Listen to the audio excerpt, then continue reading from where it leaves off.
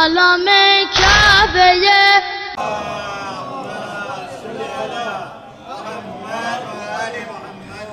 عزیزان محترم، شب 3 رمضان ہے اور ہماری مجالس کا سلسلہ جاری ہے، اور ہماری کوشش یہ ہے کہ یہ جو چند منٹ ہمارے پاس مجلس کے ہوتے ہیں اس میں ہم معصومین علیہ الصلوۃ والسلام کی سیرت کو بیان کریں اور کوشش کریں کہ اس میں سے اپنی زندگی کے لیے درس حاصل کریں، ایک لیسن جو ہے وہ لے کے اٹھیں۔ آج ہماری کوشش ہے کہ ہم حضرت فاطمہ سلام اللہ علیہا اللہم صلی علی محمد بی بی کی زندگی سے کچھ حصہ ہم بیان کریں جس کو ہم اپنی زندگی میں پریکٹیکل۔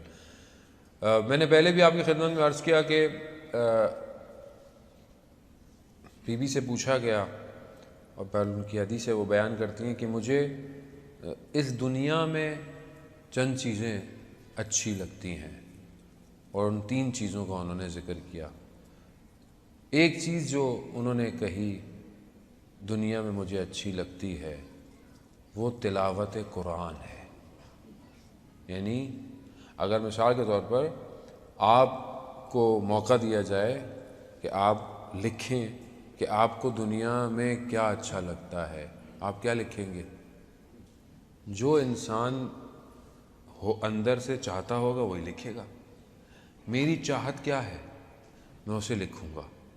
بی بی کی چاہت کیا تھی انہوں نے لکھ دیا کہ تلاوت قرآن ایک ایسی چیز ہے جو مجھے اس دنیا میں اچھی لگتی ہے۔ یہ دنیا کی 3 چیزیں، ایک رسول خدا کے چہرے کو دیکھنا، ایک تلاوت قرآن، یہ اچھا لگتا ہے۔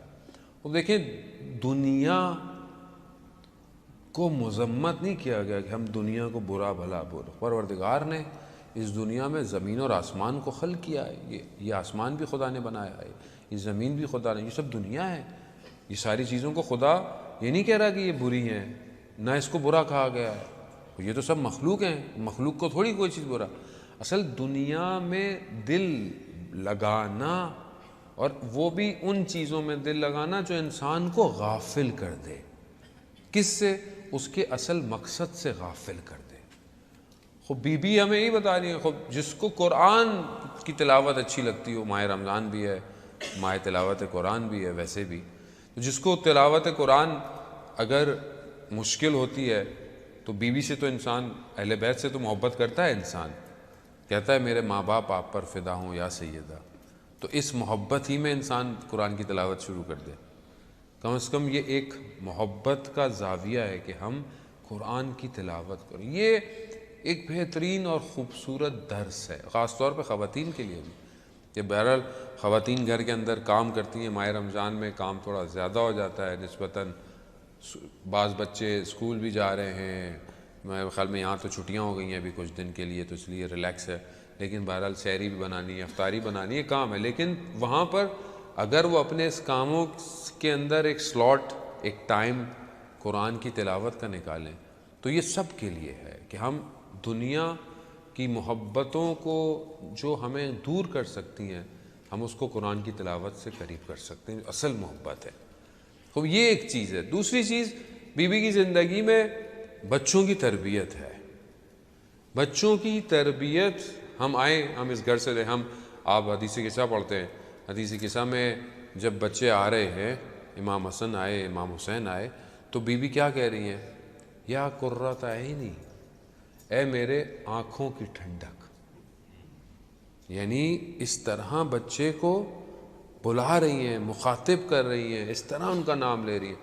ہم اپنے بچوں کو بولتے ہیں آنکھوں کی ٹھنڈک؟ وہ کہتے ہیں نکل جاؤ یہاں سے، میں نے ٹریفک سے تھکے ہوئے آئے، کام ہے، جو بھی ہے، پریشر ہے، جو بھی ہے، بچہ بیچارہ آ کے معصومیت سے بات کرتا ہے، بابا یہ، بابا وہ، یہ اسکول میں یہ ہوا، نکلو یہاں سے۔ یہ نیچرل ہے، یہ ہمارے ہاں مطلب ایک وہ ہے۔ ادھر کیا ہے؟ یا قرۃ عینی، یہ نہیں پوچھا کہ کیا ہے، کہاں سے ہے، کہا میرے آنکھوں کی ٹھنڈک۔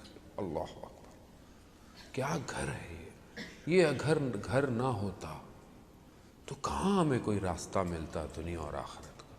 یہ گھر ایسا ہے، یہ کمال ہے، اس گھر کا یہی تو کمال ہے یطعمون طعام، اپنے سب کچھ کھانا وانا دے دیا، کس لیے؟ لوجہ اللہ، اللہ کی خاطر. گھر تربیت کر رہا ہے. مطلب آپ کو ہمیں پریشانی ہوتی ہے کہ مثلا بچہ اسکول جاتا ہے خراب ہو سکتا ہے، یا مثلا بچہ ادھر مولانا صاحب کے پاس مدرسے میں آیا، بچہ سیکھ نہیں رہا، یہ نہیں کر رہا. بھائی ان کا جو کام تھا وہ کر رہے ہیں، باقی آپ کا کام بھی تو ہے کچھ کرنا. یا نہیں بس مدرسے میں بھیج دیا، بچہ بس سب کچھ سیکھ جائے گا. بھائی وہ جو سکھائیں گے وہ سکھائیں گے، لیکن کچھ چیزیں آپ کی ذمہ داری ہے. آپ اپنے گھر کا ماحول کیسا رکھتے ہیں؟ ایک خاتون خود گھر میں کیسی ہے؟ کیا وہ اپنے شوہر کی رسپیکٹ کر رہی ہے؟ بچے بھی کریں گے. کیا وہ خاتون اپنے ماں باپ کی رسپیکٹ کرتی ہے؟ اپنے فادر ان لا مدر ان لا کی رسپیکٹ کرتی ہے؟ بچے بھی کریں گے. یا ایسا ہوتا ہے کہ خواتین اپنی سائڈ تو محبتیں ساری ہیں، ادھر کا فون آ گیا تو کاٹ دو، ادھر پھپھی کا فون آ گیا تو کاٹ دو، خالہ کا فون آ گیا تو اٹھا لو. تو یہ بچوں کو ہم سکھا رہے ہوتے ہیں بیسیکلی. یہ آپ کو کہنے کی ضرورت نہیں ہے، بچہ خود سیکھ رہا ہوتا ہے. یہ تو جب ہم اس طرح تربیت کریں گے بچے کی، تو بچہ کیا ہوگا بڑا ہو کے؟ کیا کرے گا؟ پھر بچہ گڑبڑ کرتا ہے، پھر ہم بعد میں کہتے ہیں مولانا بچے کے لیے کوئی تعویذ دے دیں، کوئی دعا دے دیں، یہ گڑبڑ ہو گئی ہے، اس کو بیٹی سمجھتی نہیں ہے، بیٹا مانتا نہیں ہے، دین سے دور ہو گیا ہے. میں نے خود کتنی کوشش کی، خود بیٹھ کے میں ساری رات ٹی وی بیٹھتا دیکھتا رہوں، پھر بچے کو بولوں ٹی وی بند کرو. کیسے ہوگا یہ؟ میں منع نہیں کر رہا آپ ٹی وی نہیں دیکھیں، جو ٹی وی جائز ہے حلال ہے وہ آپ دیکھیں سارے کام، لیکن اپنے بچے کی تربیت آپ کا اپنا کردار ہے.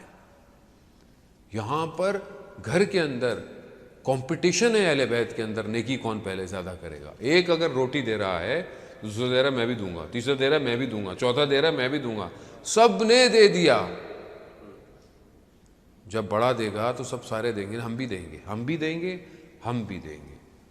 اور عبادتوں کے اور روزوں کے اور چیزوں کے کیوں یہ سکھایا جا رہا ہے کہ بچوں کی تربیت کیسے کرنی ہے. ہم آج اس دور میں کہ جو بہت ماڈرنائز ہو گیا ہے، ٹرانس ماڈرنائزیشن کا دور ہے، انسان جو ہے وہ مشین کے ساتھ کمبائن ہو گیا ہے.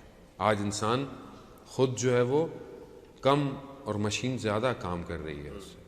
آج انسان سری سے کہتا ہے کہ I want to go restaurant, تو وہ ریسٹورنٹ بھیج دیتی ہے آپ کو.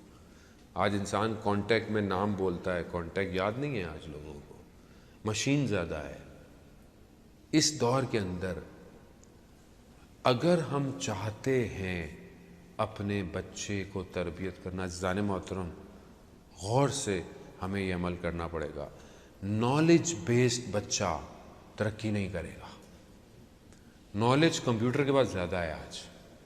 اگر آنے والے دور میں ہم چاہتے ہیں کہ ہمارا بچہ کسی مقام پر ہو، تو ہمیں اپنے بچے کو اخلاق سکھانا پڑے گا.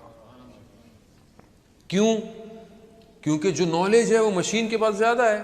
رپورٹس، ہر چیز مشین ہے. ابھی گاڑی بغیر ڈرائیور کے چلتی ہے، سارے کام خود ہی ہوتے ہیں. لیکن کیا مشین کے پاس اخلاق ہے؟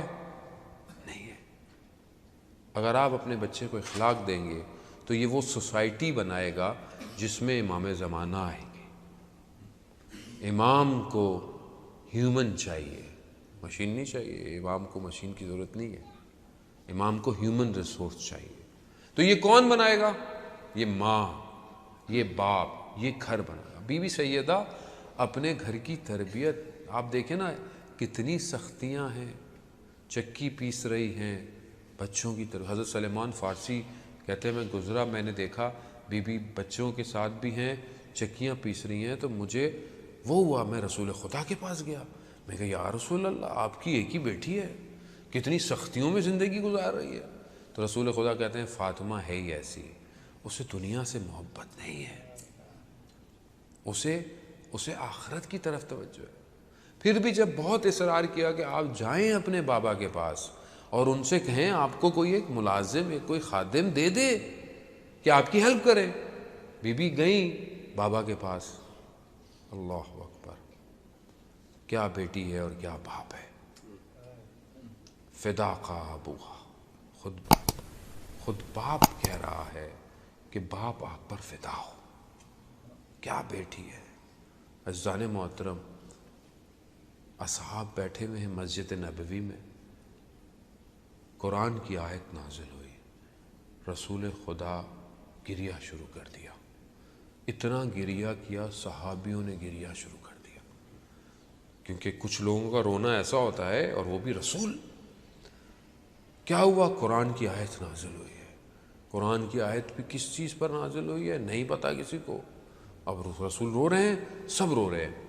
حضرت سلمان فارسی دوڑے دوڑے آئے کہ یا سیدہ، آپ کے چہرے کو دیکھ کر رسول مسکراتے ہیں، آ جائیے، ایک کوہرام مچا ہوا ہے، آپ آئیں گی تو شاید کچھ ٹھیک ہو جائے۔ جیسی بی بی آئیں، اور بی بی آ کے کیا کہتی ہیں اپنے بابا سے، بیٹی آپ پر قربان ہو بابا جان، کیا ہوا، کیوں گریہ کر رہے ہیں؟ رسول خدا نے کہا کہ یہ قرآن کی کچھ آیتیں نازل ہوئی ہیں۔ کون سی آیتیں تھیں؟ قرآن کی وہ آیتیں، دو آیتیں غالباً سورہ زمر کی آیات تھیں، کہ جس میں جہنم کا عذاب بتایا گیا ہے، کہ جہنم کا دروازہ ان کے اوپر کھولا، اور 70 دروازے ہوں گے جس میں سے الگ۔ جب بی بی نے یہ خود سنا تو روایات کہتی ہے کہ بی بی خود منہ کے بل زمین پر گر پڑی۔ قرآن یعنی تاثیر اتنی تھی۔ وہیں بی بی اپنے بابا کے پاس جاتی ہیں، کہتی ہیں بابا ہاتھ، مجھے کوئی کچھ دے دے۔ رسول خدا کہتے ہیں بیٹی میں آپ کو ایک ایسا تحفہ دوں گا جو اس خادم سے کہیں زیادہ افضل ہے۔ کیا؟ رسول خدا نے تسبیح حضرت زہرا دی، وہ تسبیح کہ یہ تسبیح اس سے کہیں زیادہ ہو۔ یقیناً اگر آپ سمجھیں بھی، اگر اس زمانے میں کوئی ایک کنیز مل جاتی تو وہ اسی وقت، لیکن ایک تسبیح ایسی دی جو آج تک ہمارے لیے بھی نجات ہے۔ امام جعفر صادق علیہ السلام کیا ارشاد فرماتے ہیں؟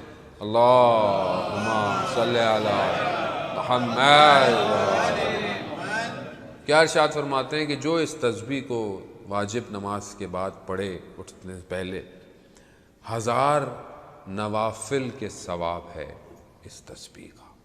اور یہ 1000 نوافل میرے آپ کے نہیں ہیں، امام اپنے نوافل کی بات کر رہے ہیں، یعنی 1000 رکعتوں کے بغیر، یعنی اتنی تسبیح یہ امپورٹنٹ ہے۔ تو یہ بہرحال بی بی کو تسبیح عطا ہوئی۔ عزیزان محترم، اس سے کیا پتہ چلتا ہے کہ زندگی میں ہم بعض اوقات جن چیزوں کو اپنے لیے نجات سمجھتے ہیں، شاید نجات کسی اور جگہ ہے۔ بی بی کی زندگی کو، ان کی شادی کو، ان کی رخصتی کو، آپ ان کی رخصتی دیکھیں، ان کی شادی دیکھیں اور اپنی شادیاں دیکھیں۔ ہم ویسے تو ان بہت مانتے ہیں کہ ہم حضرت سیدہ کے ماننے والے ہیں، بی بی ہماری شفاعت کریں، بی بی یہ کریں، اور ہماری شادیوں میں کیا ہو رہا ہے؟ ابھی کوئی شادی کرنا چاہے اپنے بیٹے کی سادگی سے، مولانا کیسے کریں، ادھر ایک ہی بیٹا ہے، بیٹی کی شادی کرنی ہے، مولانا کیسے کریں؟ اس چکر میں شادیاں ہی نہیں ہو رہی ہے، ایج گزرتی جا رہی ہے، بڑھتے جا رہے ہیں، معاشرے میں فساد پھیل رہا ہے۔ ہاں دیکھیں، اس سے بہتر کوئی گھر ہے دنیا میں؟ کوئی کائنات میں اس سے بہتر گھر تھا؟ اس سے بہتر شادی کوئی ہوئی جو بی بی زہرا اور امام علی علیہ السلام کی؟ مانتے ہم ان کو ہیں، لیکن کرنی اپنی ہے۔ شادی کتنی سادگی سے، اور شادی کے بعد کیا ہوگا؟ اگر رات کو امام علی کہتے ہیں کہ اگر ہم رات عبادت میں گزاریں تو بی بی کہہ رہے ہیں اس سے اچھی کیا بات ہو سکتی ہے کہ ہم عبادت میں گزاریں۔ یہ تربیت کون دے گا اپنی بچوں کو؟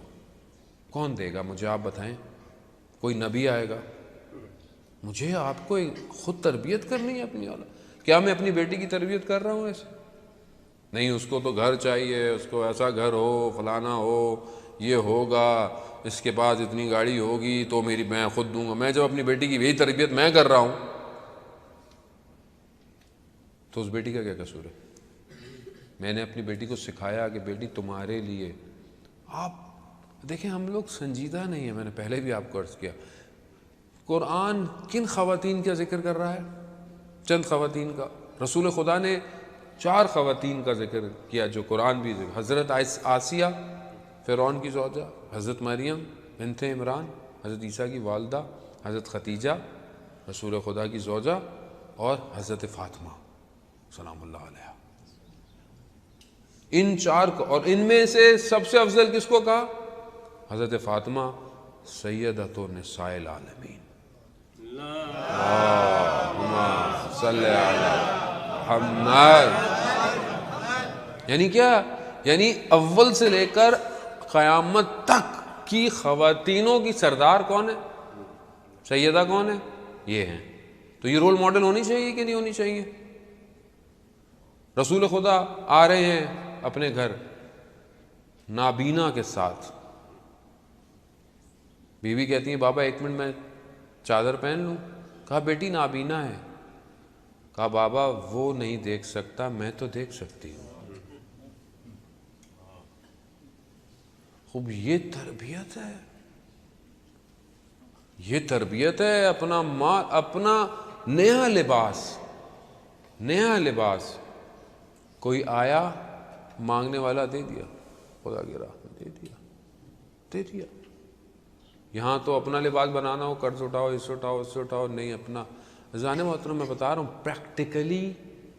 میں خدا نخواستہ آپ کو نہیں کہہ رہا، میرے استاد نے بڑی سختی سے کہا ہے کہ ہم تہمت نہ لگائیں کسی کے اوپر. میں آپ کو نہیں کہہ رہا کہ آپ خدا نخواستہ سمجھیں گے، میں آپ کو خدا نخواستہ، میں ایک جنرل بات کر رہا ہوں جس میں میں خود شامل ہوں. ہم پریکٹیکلی ان ہستیوں کو اپنی زندگی میں امپلیمنٹ نہیں ہونے دے رہے. ہم نے صرف باتوں میں زیادہ رکھا ہوا ہے. جب ہماری اپنے کام بنتے ہیں وہاں پھر ہم ان کو بھول جاتے ہیں.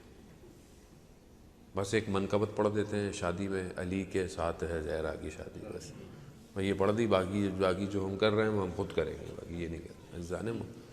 یہ پریکٹیکل نہیں ہے. پریکٹیکل یہ کہ سادگی سے شادی کریں. کیا فرق پڑتا ہے مجھے آپ بتائیں؟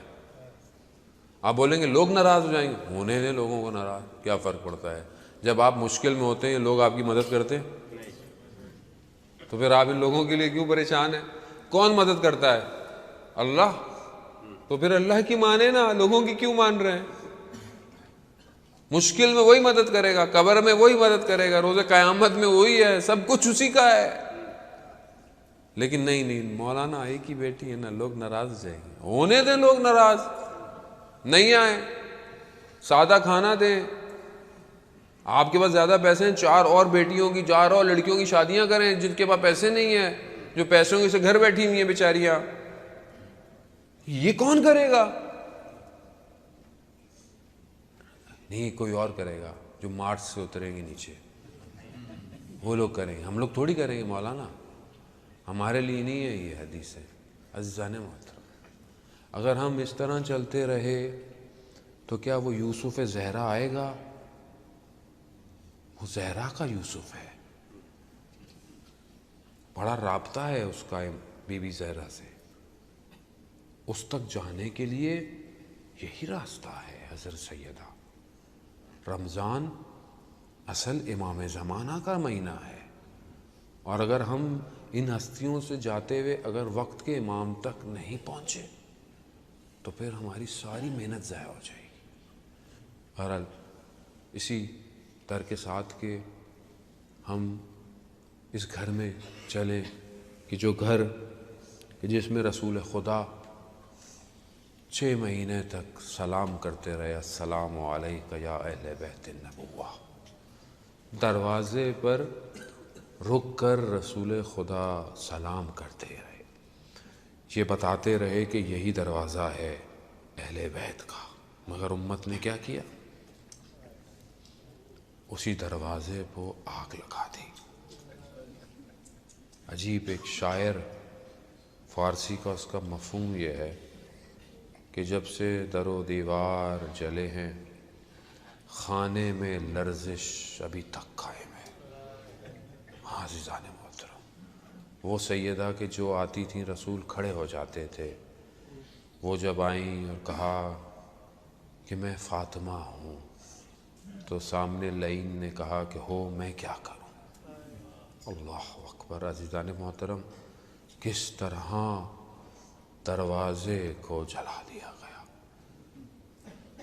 بس میں جملہ کہوں گا مصائب کا، اگر سمجھ سکیں تو رو لیجئے گا. یہ تکلیفیں ہو گئیں، گزر گئیں شدت سے. بیوی کو جو بیوی کے بدن پہ نقصان ہوا، بیوی اپنی گردن نہیں گھما سکتی تھی، نہیں گھما سکتے۔ جب کچھ لوگ آئے نا بی بی سے معافی مانگنے، تو بی بی نہیں دیکھنا چاہتی تھی۔ بی بی نے کیا کہا؟ اللہ اکبر، کہا علی میری گردن کو گھما دو۔ یعنی بی بی اپنی گردن بھی نہیں گھما سکتی تھی، اتنی سختیاں پڑی بی بی کے اوپر۔ اللہ اکبر، منحدت العرقین، بدن کے ٹکڑے ایسے ہو گئے تھے۔ اور ایک خاتون جو 18 سال کی ہو اور دیکھنے میں ضعیفہ نظر آتی ہو، روایات کہتی ہیں کہ آخری وقتوں میں میری بی بی جب اپنے بابا کے روزے پر جاتی ہے تو کئی جگہ رکتی ہے، کئی جگہ بیٹھتی ہے۔ نہ جانے کہاں ایسا درد ہے جو بی بی نہیں بتانا چاہ رہی ہیں۔ ہاں عزیزان محترم، جب شب آخری رات جب مولا کائنات غسل دے رہے تھے اور بچوں کو کہا کہ بچوں گریہ مت کرنا کہیں پتہ نہ چلے، وہیں اچانک سے روتے ہوئے میرے مولا نے چیخ ماری ہے۔ پہنچا، پوچھا کہ مولا آپ خود کہہ رہے تھے گریہ مت کرو، آپ کیوں گریہ کر رہے؟ کہا فاطمہ نے اپنے بدن کے زخموں کو مجھ سے چھپائے رکھا۔ ہاں شاید یہی وجہ تھی کہ بی بی نے کہا مجھے رات کو جو ہے وہ غسل دیا جائے، مجھے رات کو کفن دیا جائے، مجھے رات کو دفن کیا جائے۔ یہی وجہ ہوگی کہ بی بی نہیں چاہتی تھی کہ ان کے زخموں کے نشان مولا کائنات کو نظر آئے۔ الا لعنت اللہ علی القوم الظالمین وسیعلم الذین ظلموا ای منقلب ینقلبون۔ پروردگار امام زمانہ کے ظہور میں تعجیل عطا فرما، ہمیں ان کے ناصروں ان کے مددگاروں میں شمار فرما۔ جو پریشان حال ہیں ان کی پریشانیوں کو دور فرما، جو بے روزگار ہیں ان رزق حلال عطا فرما، جو برسر روزگار رزق میں ترقی اور کشادگی عطا فرما۔ جو بھی جہاں بھی مریض ہیں حاضرین مجلس میں، جو ان کے رشتہ دار ہوں، مجھے بھی کہا ہے شائق بھائی جو ہیں وہ بھی مریض ہیں، پروردگار بیمار کربلا کے صدقے میں جلد سے جلد شفائے کاملہ عاجلہ عطا فرما۔ پروردگار ہمیں کوئی غم نہ دے سوائے غم حسین کے۔ جہاں بھی مسلمان اس ماہ رمضان میں مشکلات کے اندر ہیں، پریشانیوں کے اندر ہیں، پروردگار ان سب کی پریشانیوں کو اس مہینے کی برکتوں سے جلد دور فرما۔ جو بھی بے گناہ اسیر ہیں دنیا میں، خاص طور پہ کراچی کے اندر، پروردگار ان سب کو اسیران کوفہ اور شام کے صدقے میں جلد سے جلد رہائی عطا فرما۔ پروردگار ہمیں اس مہینے کی برکتوں کو حاصل کرنے کی توفیق عطا فرما۔ پروردگار ہمیں سیرہ معصومین پر چلنے کی توفیق عطا فرما۔ پروردگار ہمارے گھروں کو قرآن کی تلاوت سے منور فرما۔ پروردگار ہمیں حج اور عمرہ اور زیارات کی توفیق عطا فرما۔ ہماری اس کمیونٹی میں آپس میں محبت، اتفاق و بھائی چارگی کی توفیق عطا فرما۔ ہمارے بچوں کو امام زمانہ کا سرباز بنا۔ پروردگار جو بھی جس طریقے سے بھی جماعت، شخص، انڈیویجول، جو بھی شخص اپنا کام کر رہا ہے اس کار خیر میں، پروردگار اپنی بارگاہ سے اسے اجر کثیر عطا فرما۔